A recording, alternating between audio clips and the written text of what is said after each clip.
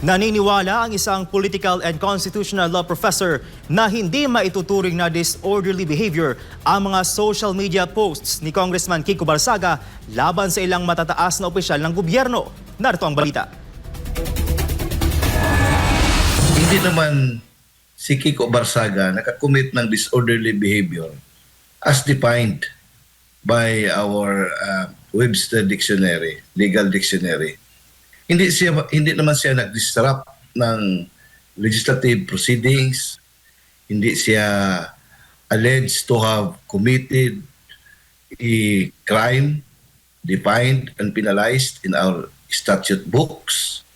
Ang ginawa lamang niya ay isang gawain na normal na ginagawa ng karamihan sa atin. Nag-post siya sa kanyang Facebook post na siguro sa tingin ng House of Representatives ay maanghang, but that not in itself a ground for suspending him for committing a disorderly behavior.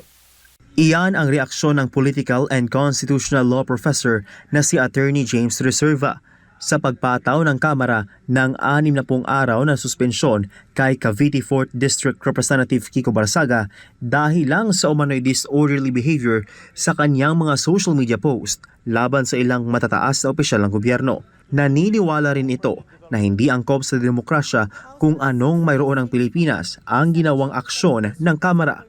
Kasi parang ginawa ng House ngayon ay parang laissez majesty, yung law of monarchy doon sa Thailand, na kung meron kang ginawa na parang hindi pagrespeto o kritisismo sa monarch o sa royal family, it becomes a crime, and then it would bring you to punishment.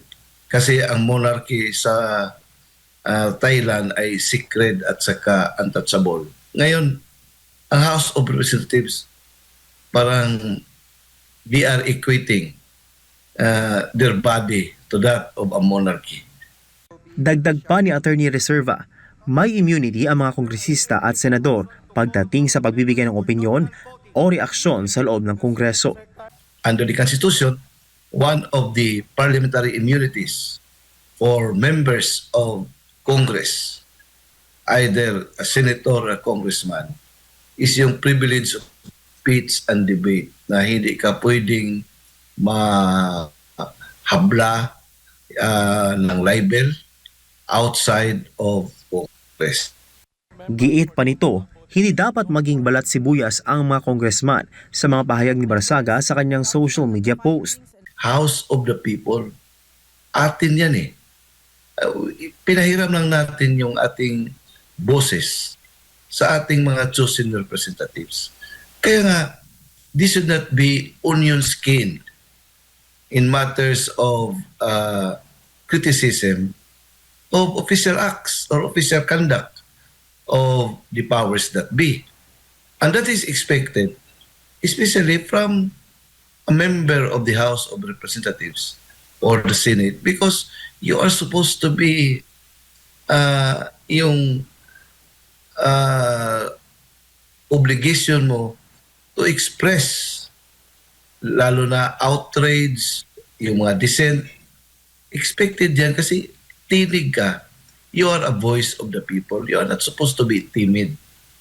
You are not supposed to be afraid. You are supposed to be bold and daring. Kinilala naman ni Reserva ang ginawa ni Barsaga na anyay dapat asahan sa isang mambabatas sa ilalim ng isang demokrasyang bansa. Una namang sinabi ng ilan na ang ginawang pagsuspende kay Barsaga ay tila pagsupil sa malayang pamamahayag na karapatan ng bawat Pilipino. Para sa Diyos at sa Pilipinas kumahal, Prince Tripoli, SMNA News.